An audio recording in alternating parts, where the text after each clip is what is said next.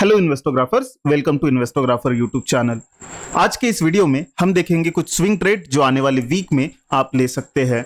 अगर हम यहाँ पर निफ्टी को सबसे पहले एनालाइज करें तो निफ्टी में जो है यहाँ पे काफी अपवर्ड मूव जो है, तेजी से अपवर्ड मूव हमें आता हुआ दिखा। अगर हम यहाँ पे क्लोजली देखें तो काफी ज्यादा गैप अप के साथ जो है निफ्टी की कैंडल्स बन रही है और ये गैप अप की कैंडल्स बनने के बाद निफ्टी ऊपर के लेवल पर सस्टेन भी कर पा रहा है। तो कुछ इसी तरह की कैंडल जो है हमें पास्ट में यहाँ और यहाँ बनती हुई दिखी थी, जिसमें एक गैप अप कैंडल बनती थी और उसके बाद निफ्टी पूरा दिन उसी गैप अप को जो है सस्टेन कर लेता था और उसके बाद नेक्स्ट डे और गैप अप कैंडल बनती थी।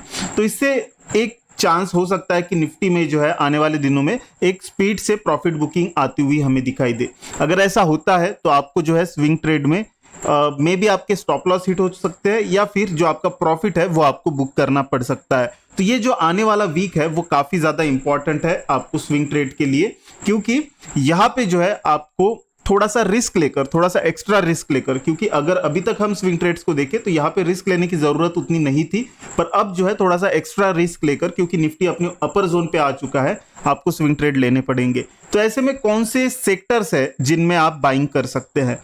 तो अगर हम पिछले वीक में देखें तो पिछले वीक में ऑटो उस तरह से हमें परफॉर्म करता हुआ नहीं दिखा, हालांकि उससे पहले के 2 वीक में ऑटो ने काफी अच्छा परफॉर्म किया है। इसके अलावा बैंक ने काफी अच्छा परफॉर्म किया और एफएमसीजी स्टॉक्स ने जो है काफी अच्छा परफॉर्म किया। पर अभी ऑटो और एफएमसीजी थोड़ा सा रिट्रेस होने वाला चार्ट पैटर्न जो है वो बनाते हुए हमें दिखाई दे रहे हैं। तो ऐसे में इन 2 सेक्टर से जो है स्विंग ट्रेड के लिए इस वीक में हमें थोड़ा सा दूर रहना है। अगर हम बैंकिंग को देखें तो बैंकिंग में ऑलरेडी काफी अच्छी हमने एंट्री बना के रखी है, तो ऐसे में उसमें और ज्यादा रिस्क लेने का और कोई मतलब जो है हमें यहाँ पे दिखाई नहीं देता। ऐसे में निफ्टी आईटी ये एक अच्छा सेक्टर हो सकता है जिसमें आप बाइंग के लिए देख सकते हो। अगर आप निफ्टी आईटी को देखें तो निफ्टी आईटी में यहाँ पे काफी अच्छा डबल बॉटम पैटर्न बनाई दिया था और यहाँ पे डबल बॉटम पैटर्न के बाद हमें एक अच्छा ब्रेकआउट आते हुए दिखाई दिया। हालांकि क्या ये ब्रेकआउट हमें ऊपर लेकर जाएगा और कहाँ तक ऊपर लेकर जाएगा इसके ऊपर मुझे डाउट है, पर अगर हम क्विक प्रॉफिट्स की बात करें तो आने वाले दिनों में एक छोटा मोटा रनअप जो है हमें आईटी में आता हुआ दिखाई दे सकता है। और इसीलिए पिछले जो वीक्स थे उनके अलावा अब जो है हम पूरी तरह से शिफ्ट होने वाले हैं इस वीक में आईटी सेक्टर के ऊपर, जहां पे हम स्विंग ट्रेड्स ढूंढने की कोशिश करेंगे। तो ऐसे में सबसे पहला स्विंग ट्रेड कौन सा है ये जानने से पहले अगर आपको हमारा कंटेंट अच्छा लगता है तो इस वीडियो को लाइक कीजिए और कमेंट सेक्शन में बताइए कि आपका लाइक का नंबर क्या है, ताकि हमें पता चले आपने लाइक किया है या नहीं किया है। तो चलिए सबसे पहला हम ट्रेड देखते हैं और सबसे पहला जो ट्रेड है वो है एलटीआई। अगर हम एलटीआई को देखें तो एलटीआई में स्विंग ट्रेड के तौर पर काफी अच्छा यहाँ पे चार्ट पैटर्न डेवलप होता हुआ हमें देखने को मिला है।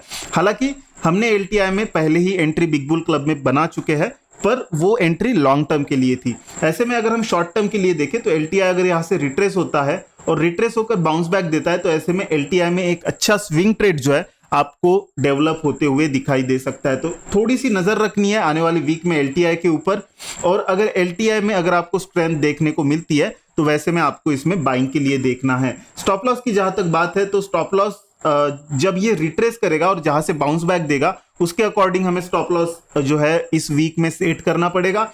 और जहां तक बात है टारगेट्स की, तो टारगेट्स को अगर हम देखें तो एलटीआई में रेजिस्टेंस जोन जो है वो काफी ऊपर तक हमें देखने को नहीं मिलता है। अगर हम यहाँ पे देखें तो एलटीआई में सबसे पहला रेजिस्टेंस जोन जो है वो 5570 के आसपास हमें देखने को मिलता है। तो ऐसे में 5570 का जो है आप पहला टारगेट एलटीआई में मान के चल सकते हैं। तो काफी अच्छा आरआर रेशियो जो है हमें यहाँ पे देखने को मिल सकता है एलटीआई में, अगर ये रिट्रेस करके एक बाउंस बैक वाला चार्ट पैटर्न बनाए ताकि हमारा रिस्क जो है वो कंट्रोल में आ जाए। इसके अलावा अगर हम सेकंड स्टॉक की तरफ चले तो सेकंड स्टॉक भी अगेन आईटी सेक्टर की तरफ से ही है और उसका नाम है माइंडट्री। अगर हम माइंडट्री को यहाँ पर एनालाइज करें तो माइंडट्री का जिस तरह से चार्ट पैटर्न यहाँ पे बनता हुआ हमें दिखाई दे रहा है, तो माइंडट्री में भी काफी अच्छा बाउंस बैक जो है हमें देखने को मिला। माइंडट्री में inverted head and shoulder pattern, यहाँ पे सिमेट्रिकल ट्रायंगल पैटर्न बनता हुआ हमें देखने को मिला था। सिमेट्रिकल ट्रायंगल का ब्रेकआउट, उसके बाद रिट्रेसमेंट, और इस रिट्रेसमेंट के बाउंस बैक पर हमने जो है माइंडट्री को ऐड किया था। अगेन बिग बुल क्लब में हमने ये ऐड किया था। हमने ओपन यहाँ पे आपको उतना सजेस्ट नहीं किया था क्योंकि काफी ज्यादा रिस्की था। पर अगर अब माइंडट्री जो है यहाँ से रिट्रेस करता है और रिट्रेस करके लगभग 3185 के रेंज से बाउंस बैक देता है, तो ऐसे में 3185 का एसएल लगा के जो है आप माइंट्री को बाय कर सकते हैं। आपका जो एसएल रहेगा माइंट्री में, आपका जो टारगेट रहेगा माइंट्री में, वो पहला टारगेट तो 3540 का रहेगा, पर अगर उसके ऊपर माइंट्री निकल जाता है तो वैसे में आप लगभग 4050 के टारगेट के लिए माइंट्री को देख सकते हैं। तो माइंट्री का जो ऊपर वाला टारगेट रहेगा, जिसके पास अगर ओवरऑल आईटी सेक्टर में आपको रनअप आता हुआ दिखाई देता है, तो माइंट्री काफी ज्यादा चांसेस है कि आप वहां तक जाए। तो 4050 से लेकर लगभग 4150 के बीच में जो है सेकंड टारगेट आपको माइंट्री में देखने को मिल सकता है। तो ये दो एक अच्छे आईटी स्टॉक जो है उनमें स्विंग ट्रेड जो है आप आने वाले वीक में देख सकते हैं। इसके अलावा अगर हम थर्ड स्टॉक की तरफ चले तो वो है कोफोर्ज। अगर आप कोफोर्ज की बात करें तो कोफोर्ज में जो है फॉलिंग चैनल पैटर्न जो है हमें बनता हुआ दिखाई दिया था, और कोफोर्ज ने इस फॉलिंग चैनल पैटर्न का जो है काफी अच्छे से ब्रेकआउट दिया है। हालांकि कोफोर्ज ने अभी तक जो है ओवरऑल पिछले हाई का तो ब्रेकआउट दे दिया है, पर जो मेजर रेजिस्टेंस जोन जो है उसका ब्रेकआउट नहीं दिया है। तो ऐसे में अगर यहां से रिट्रेस करता है कोफोर्ज और बाउंस बैक देता है, तो हमें कोफोर्ज में जो है एक एसएल देखने को मिल सकता है, और उस एसएल को लेकर जो है हम कोफोर्ज में एंट्री कर सकते हैं। और कोफोर्ज फिर यहां से जो है अगर आप टारगेट निकालने की बात करें तो कोफोर्ज लगभग पहला टारगेट कोफोर्ज में आपको देखने को मिल सकता है 4270 का, और सेकंड टारगेट जो कोफोर्ज में रहेगा वो रहेगा 4630 का। तो इन दो टारगेट्स के लिए आप कोफोर्ज में एंट्री करने के लिए देख सकते हैं।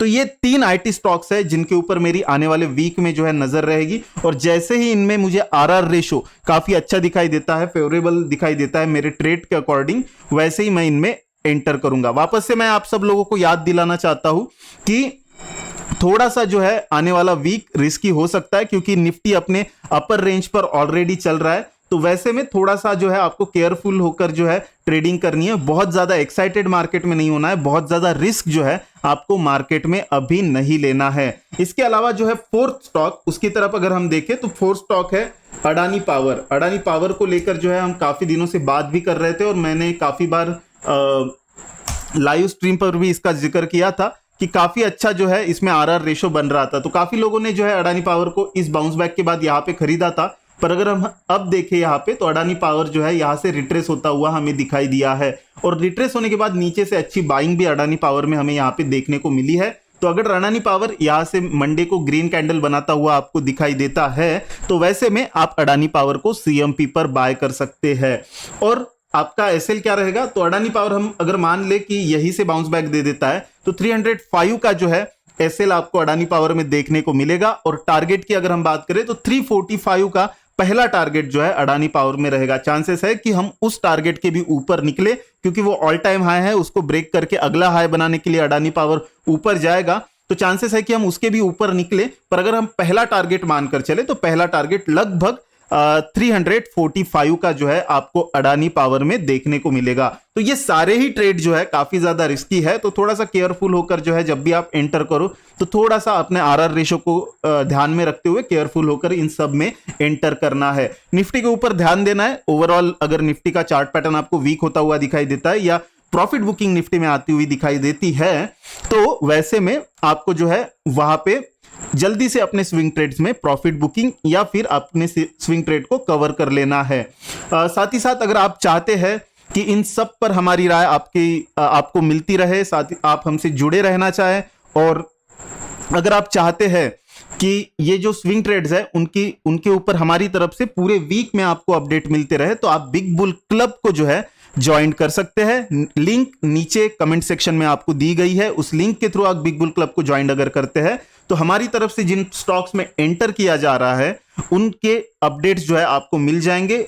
बिग बुल क्लब टेलीग्राम पर है, तो वहां पे आपको swing trade ideas, positional trade ideas और इन्वेस्टमेंट आइडियाज जो है मिलती है। साथ ही साथ जब भी मार्केट ओपन रहता है तो ऐसे में 2:30 से लेकर 3:30 के बीच में एक सेशन जो है आपको बिग बुल क्लब में मिलता है, जहां पे आप हमसे 1-to-1 बात कर सकते हो और अपनी क्वेरीज को पूछ सकते हो। आई होप आपको ये वीडियो अच्छा लगा हो। अगर अच्छा लगा है तो वीडियो को लाइक कीजिए, कमेंट सेक्शन में लिखिए वी आर दी इन्वेस्टोग्राफर। मैं मिलता हूं आपको अगले वीक में ऐसे ही कुछ अच्छे स्विंग ट्रेड्स लेकर। तब तक के लिए बाय बाय।